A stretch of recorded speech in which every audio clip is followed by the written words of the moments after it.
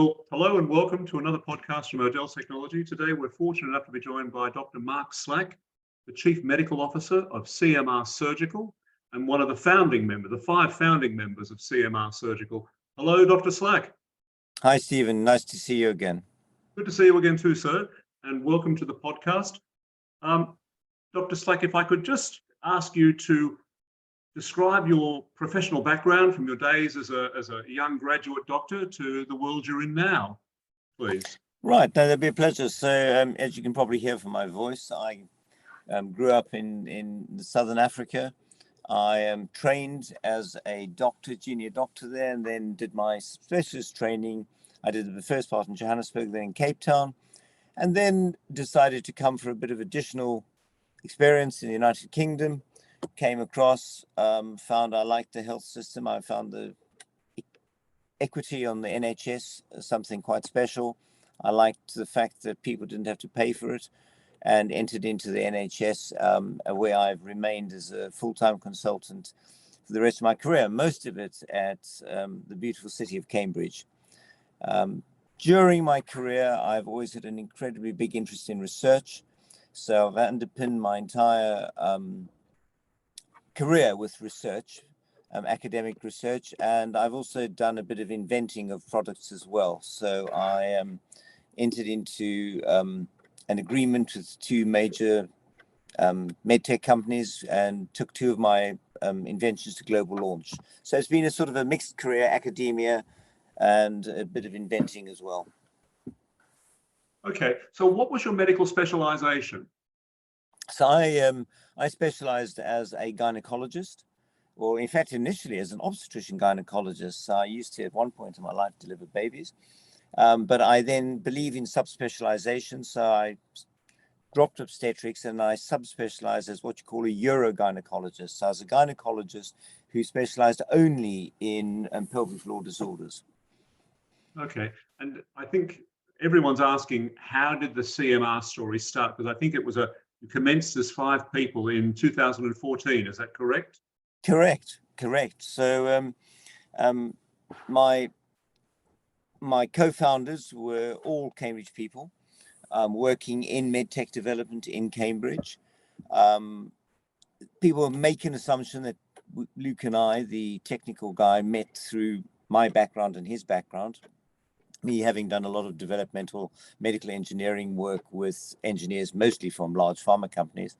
But indeed, Luke we met through the NCT, because my wife was attending classes there and on her own.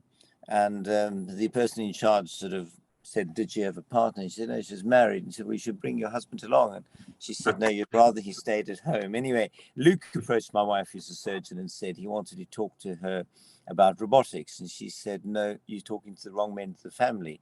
My husband is going on about robotics all the time, and he's got an idea that he would like to make some improvements." And so Luke and I got together, and it was like a meeting of minds. He had such brilliant ideas. They fitted with where my mind was. Then Paul, Keith, and Martin got into it, and we formed a wonderful working relationship between the 5 of us. Okay, so the question then is, why robotics? Yeah, absolutely. Just to add to that, and all my previous, you make mistakes when you're going through inventing, and so all the previous experience, my academic research, have all put me almost in an ideal position to develop a complex instrument like this. So why robotics? Why I was going on about it, which is why my wife knew it, was that I've trained laparoscopic surgeons for 25 years. And it's a long training course. It's 2 years per surgeon. And I realized that's keyhole surgery. And keyhole surgery's got massive advantages. It reduces complications by 50%. It reduces, if an open wound gets infected, half of those patients go back into hospital and 20% go back to theatre. That alone costs the European economy about 27 billion euros a year. If you do minimal access or keyhole, you get the same infection rate, but none go back to hospital and none go back to theatre. So we could save billions of euros. And so, but despite all these advantages, and I found that I couldn't really train people to the level I wanted them at. And so I started looking at the literature, and of course that then came out. In America, one of the most sophisticated health systems in the world, only 40% of surgery that could be done by keyhole is done by keyhole, with still 60% of people getting open surgery. So that's what struck me. So clearly after 35 years, keyhole surgery is just too difficult for some people to actually really get good at. And therefore I wondered, would robotics, with its magnified vision, its 3D vision, the articulated instruments, provide a way of getting more doctors doing it and therefore more patients receiving it with all the advantages? So that is, but I didn't think the robot in the market was answering all the questions, and I wanted different things from the robots, which is why we embarked on, sometimes in retrospect, the rather maniacal route of building one's own robot. Absolutely. But the responsibilities of I think you started in 2014, you were first to human in 2019, is that correct? Correct. And Yes. where was your first, where did that happen? Yeah, so that is a frighteningly fast development. There are companies many billions of dollars bigger than us who have tried for 12, 13 years to build robots and failed. So it was a remarkable achievement by the team that we built around in Cambridge, very bright group of in many cases, very young engineers, and massively hardworking and dedicated. So I must never forget the team that actually achieved it. But it's such a big and difficult thing to do. And of course, there's the fear factor that you don't want to get it wrong. And in the past, there have been medical innovations that have not come to market safely. So what we've done is we've built an ecosystem around it. So while we were building the robot, we also developed a registry. So when we went live in humans, every single patient that we operated on went into the registry. We also used an academic collaborative process called the IDEAL to make sure that we went through. So I did 350 cadavers operations before we saw a live human. So we knew exactly where to put the ports and the positions and the bedside units and everything. And so it was a responsible introduction. We also simultaneously developed a very mature educational system, and we validated it against outcomes. And of course, and in fact, in the beginning, that was a massively expensive program. It cost us thousands of pounds to train each team, but we wanted to prove that it was safe. And then once we knew we were safely training and implementing, then we started changing our training and our profit program to make it more affordable, while at the same time maintaining standards.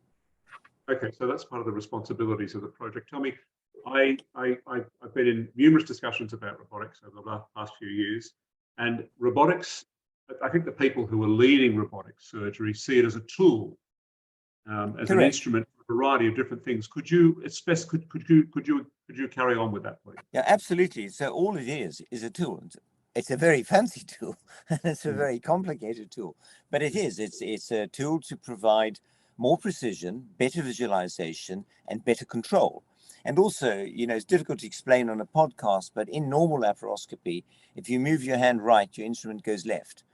And, it's two-dimensional and it's quite difficult. In robotic surgery, if you move your hand right, your instrument goes right. You've got 3D vision. And in fact, I can train, if I was going to take a complete novice and teach them how to tie a knot with normal keyhole surgery, that can take 60, 70 hours. On a robot, I can teach you in probably an hour. So, massive. I think I saw a video once of you teaching them a minister of health to do it in 5 minutes. Correct. Well, 30 minutes. Yeah. 30 minutes. That's pretty good. We taught the Secretary of State of Health to tie a knot, and I have shown that to people coming to watch it. So I put them on a 2D conventional laparoscopic system and get them to just try and pick up a needle and pass it from one instrument to the other, and they can't do it. Then I put them on the robot and they can do it pretty easily. So that's where it came to. It wasn't just a robot. That's where it came to implementing it safely. So we then embarked on a huge clinical program. So every single thing we did, we published in peer-reviewed literature.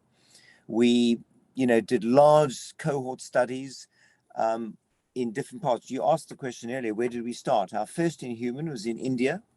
The reason for that, enormous patient numbers and some of the most experienced surgeons in the world. Absolutely. So the first hospital was just an amazing hospital, absolute privilege to work with these gentlemen and ladies that work there. And but we also had the numbers, which meant we could get the data quite quickly. And then we, so the clinical program continues to run. Our most recent publication is publishing our registry results in Annals of Surgery, which is one of the best journals in the world, and showing that our registry not only does it work, here's the data.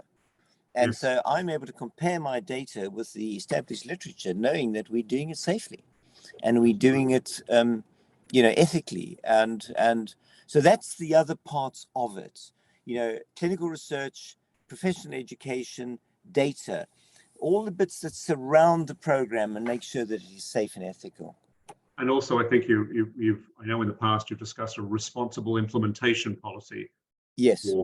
For people, and I think that's a rather important point. So in the 90s, when keyhole surgery was being widely introduced, it was mayhem.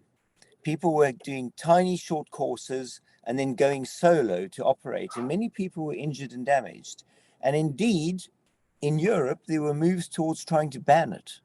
Yes. And then governments got sensible. They put quite a large money into training centers. They matured the training, and then they put it out. And as a result, we now have these amazing results with keyhole surgery. So we've done that very much with implementation. So we see implementation as a package. So we sell you a robot. We then take you to our training center and train you. But we train the whole team. We train the nurses, the anesthetist comes. And we train against what we call proficiency-based metrics. So it's not just time-based. You actually have to pass certain tasks.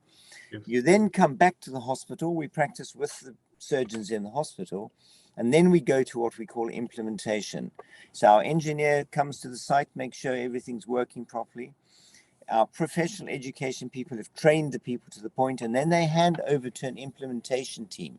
And in the first few cases, we've got an engineer to make sure any things with the machine can be dealt with immediately, and the implementation people guide the team through that phase. But at the same time, we pay for experienced robotic surgeons to sit alongside the surgeon and monitor them and proctor them, as we call it. Okay, and so there's a learning curve. There's a learning curve, and only then does the surgeon go live. And if you talk about a learning curve, the wonderful thing about a robot is every bit of movement I gather on the system. And we also look at the outcomes data from the registry. So in the beginning, the learning curve was about 35 to 40 cases, and we now know it's around about 15. Okay, so that's a lot faster than traditional training. Correct. And we can also show the learning curve. So, and if a person's not achieving the learning curve, we know it. So they may need a bit of extra supervision or a bit of extra help. Okay, that's fantastic. I know in your training, you've done something rather revolutionary with the special glasses. Can you tell me a little about that? Yeah, so it's, training, as I said, was very expensive. So we had to find some way of reducing costs. And also hospitals are really pressurized because it's difficult for them to release staff for 4 or 5 days. They've got patients to see and deal with. And so we've introduced virtual reality headsets. So when you're learning, the robot is so complex, the arms have got buttons, alarms, everything else. And we've put this on the virtual, so you can sit at home, Stephen, and you can practice with the bedside unit and the arm, learn the alarms, how to move it, how to set it up. Then we have a simulator, so the surgeon can sit and practice how to tie a knot and everything. So when they come to us for their first training, they already have quite a large degree of proficiency. So that's meant we can shorten the training course, but lose absolutely no of none of the standards. Yeah. And then when we implement, so we've managed to, and then the latest thing is we've always trained people in cadavers, and there are ethical anxieties that some of the segments of the science worry about. So we've actually, over the last 18 months, developed mannequins to use. Fantastic. And these, one, improve training, and two, reduce costs hugely. So we've reduced the cost of training by about 80% without any impact on the quality of the training. And in fact, with deliberate learning, the mannequin almost makes it better. Yes, and there's no indeed. distraction by the cadaver. People concentrate on the robot. So to me, I love the robot. I Yeah. love robotic surgery. But the things that make me proud of what's happened here is this very mature training system that goes around it. The fact that we monitor all the data all the time, and we know that we're doing it safely and responsibly. So those are the sort of things that really, and then we're driving a range of digital products. So you can get your data on an app on your phone. And you can get your videos on an app on the phone. So that serves a great purpose. I wanted to ask, it all leads to clinical outcomes, doesn't it? And how are you, is your robot improving clinical outcomes? yes, I think so. I think in the first instance, does minimal access improve outcomes? Hugely.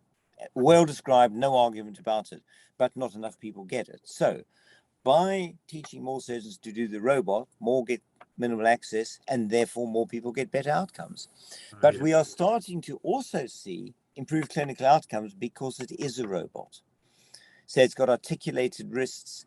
It can get in tighter areas. So with my robot, we're showing some real advantages in transoral surgery, in chest surgery, and we have early work to show advantages in pediatric surgery. So where cavities are small and surgeons have struggled with keyhole surgery, it starts to show advantages. So there are early papers. And then the other one it shows is a robot doesn't necessarily make an elite surgeon better, but it does make a less elite surgeon much better. So it narrows that gap between top and bottom, which is just so good for patients. That's better for all of us, really, isn't it? Exactly. Okay. Well, no, I really appreciate your time today. It's very good of you to offer your time like this. So, Dr. Slack, I think if we could discuss the prognostic value of a robot, would you elaborate on that, please? Yes, I think we're starting to see now. In the beginning, the demand was from the elite innovators, early adopters. We're now getting demand from routine surgeons in relatively small hospitals who want to use it. And it's two reasons. One is they're bought into the fact that this will make them better keyhole surgeons and will get them better outcomes and therefore will treat their patients better. They personally are also wanting it because they have less damage to themselves. With straight stick laparoscopy, people get a lot of neck problems, a lot of arm problems, massively fatiguing, tiring. Female surgeons struggle with routine laparoscopic equipment because it's made for people with bigger hands. And so all those features are driving people towards more robotics. So I see uptake from big teaching hospitals and from small district general hospitals and from private hospitals. So the demand is big. And I asked the president of one of the Royal Colleges his prognosis for 10 years. And he said keyhole would have gone up from 40% to about 80% of surgeries, and 90% of those will be done by robots. Oh, wow. Yeah, Okay, or robotically assisted. So I Yeah. think we're going to see, and in commercially, it is considered to be the fastest growing med tech sector ever. Absolutely. And I'm comfortable with that because actually it's driving better outcomes. And I think what's happening, Stephen, is that with digitization and with data becoming more accessible, people are becoming aware that not all surgery has been accompanied by good outcomes. And people start to drive and demand it. I was at a do at one of the Royal College of Surgeons yesterday, and I spent half an hour with the patient representative groups who are coming to visit us. And they want to know about data. They want to know about outcomes. They want to know about fatigue. So I think we're going to see the world driving towards improved outcomes. I mean, annually, there are over 1 million people who die as a complication of as a result of surgical complications. And I just think that's going to be a massive driver towards increased uptake. And the thing that has potentially inhibited, when I when we decided on the design of our robot, which is quite different from the others, we did it in consultation with the doctors. What did they want? And we've tried to match what they wanted. And one of the barriers has been cost. Yeah. And one of the problems has been people have just said, how much does a robot cost? That's more expensive than normal keyhole, therefore we can't buy it. Yes. And as you well know, it's a way more sophisticated argument. You've got to Oh, it say, let's look at it over 6 months. So I might pay more for the robot, but if that increases my keyhole surgery and I reduce the complications and I get people back to work quicker, actually over 6 months, the cost is considerably less. And we're doing a lot of work on health economic outcome research and we want to do a lot more in the future. You know, it's an area now that we are getting mature with the robot and, you know, we have a stable system. We want to actually re-engage in that sort of research to actually prove, because I think one of the things that we have to engage in the world is value-based medicine. You know, America is struggling with its costs, and I think it's got to be evidence-based and it's got to be value-based, you know, for the community that we serve. Absolutely. I think a lot of you see that happening in a lot of systems currently. Tell me the value of augmented intelligence to the robot and to the community in if I could incorporate the word augmented intelligence into a robot, how would I go about it? Well, that's almost the most misused word in medicine, but it's also the most one of the more exciting ones. Because our robots, so the robot's an amazing thing because it actually captures data that would otherwise have been lost between the patient and the surgeon. And we have telemetry, so every single movement is mapped and we have it all on a cloud.